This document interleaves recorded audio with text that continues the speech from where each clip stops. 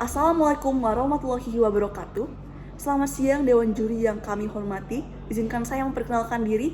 Nama saya Bianca Eksani Aritonang dari SMA Prestasi Prima. Saya dari pihak kontra dengan tegas menolak penerapan mekanisme student loan di Indonesia. Karena bagi kami, pendidikan adalah hak warga negara, bukan jebakan utang jangka panjang. Student loan mungkin terlihat seperti solusi cepat terhadap mahalnya biaya pendidikan. Namun, kenyataannya, sistem ini justru memindahkan beban negara kepada mahasiswa muda yang bahkan belum memiliki penghasilan tetap. Indonesia tidak membutuhkan budaya utang dalam pendidikan. Indonesia membutuhkan pendidikan yang terjangkau, subsidi yang kuat, dan pemerataan akses pendidikan. Izinkan saya untuk menyampaikan definisi beberapa hal penting terlebih dahulu. Student loan adalah pinjaman pendidikan yang harus dibayar kembali setelah mahasiswa lulus, biasanya disertai bunga dan cicilan jangka panjang. Saya sebagai tim kontra percaya bahwa student loan akan memperparah ketimpangan sosial. Student loan menciptakan generasi muda yang terjebak dalam utang sejak awal dia memulai hidupnya.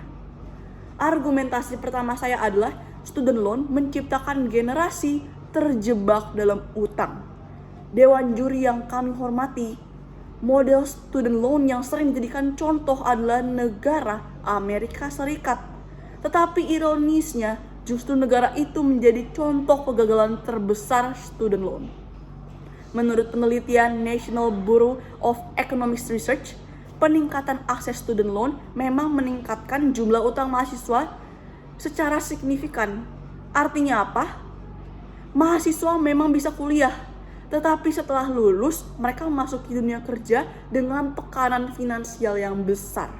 Di Amerika, jutaan mahasiswa harus membayar utang pendidikan selama puluhan tahun, bahkan sampai umur mereka yang ke-40, 50, bahkan 60. Banyak yang menunda menikah, banyak yang menunda untuk membeli rumah, bahkan mengalami stres finansial berkepanjangan. Indonesia jangan meniru sebuah sistem yang bahkan di tempat asalnya, di negara asalnya mereka saja gagal dan dianggap sebuah krisis. Bahkan studi dari Oxford Academic tahun 2024 menunjukkan bahwa utang pendidikan meningkatkan kebutuhan utang konsumtif lain dan mempersempit akses kredit ekonomi mahasiswa. Jadi, student loan bukan menyelesaikan masalah ekonomi mahasiswa. Ia hanya menunda masalah dan memperbesar beban di masa depan. Argumentasi saya yang kedua adalah kondisi ekonomi Indonesia tidak siap. Dewan juri yang terhormat, tim lawan mungkin berkata, bayarnya nanti setelah kerja. Tetapi pertanyaannya, apakah semua lulusan Indonesia, lulusan muda, langsung mendapatkan pekerjaan yang layak? Tentu tidak. Tingkat pengangguran lulusan muda di Indonesia masih sangat tinggi. Bahkan sarjana bekerja tidak sesuai jurusan. Bahkan bergaji rendah. Ketika negara dengan lapangan kerja yang belum stabil menerapkan student loan, maka yang terjadi adalah mahasiswa lulus belum mendapatkan pekerjaan tetap, tetapi cicilan sudah berjalan. Akhirnya muncullah tekanan ekonomi baru. Penelitian dalam jurnal ilmiah pendidikan Citra Bakti menyebut bahwa pinjaman pendidikan dapat memunculkan tekanan finansial dan psikologis terhadap mahasiswa maupun lulusan. Jadi, bukan hanya masalah ekonomi, tetapi juga kesehatan mental generasi muda. Mahasiswa yang seharusnya fokus membangun masa depan justru dipaksa memikirkan utang sejak usia muda.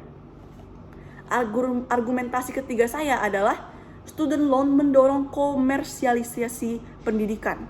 Dewan juri yang terhormat, ketika kampus tahu mahasiswa bisa meminjam uang, apa yang terjadi?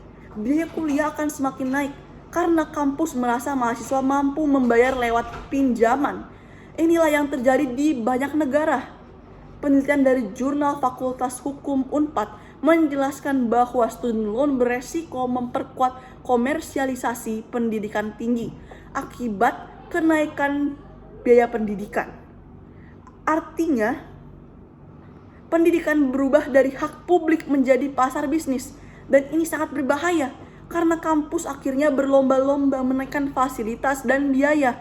bukan meningkatkan akses pendidikan. Yang untung adalah institusi dan lembaga keuangan.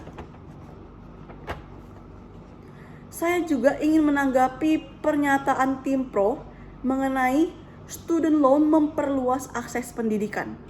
Saya setuju bahwa akses pendidikan harus diperluas. Tapi student loan bukan satu-satunya cara.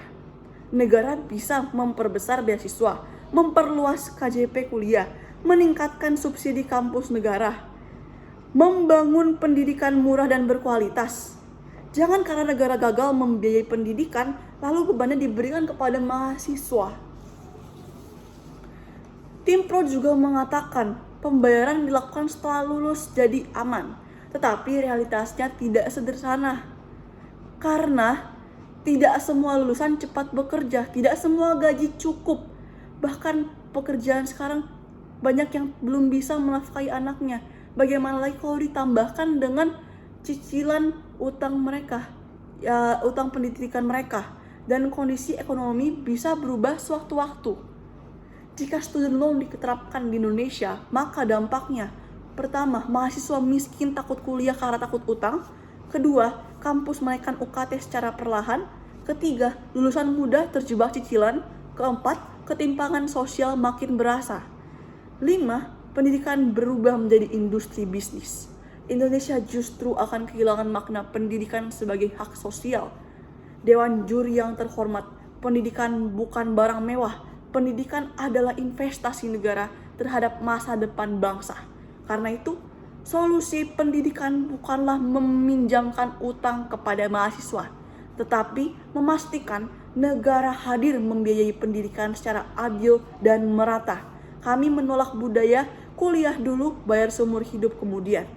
Kami menolak pendidikan dijadikan bisnis utang, dan kami menolak student loan diterapkan di Indonesia.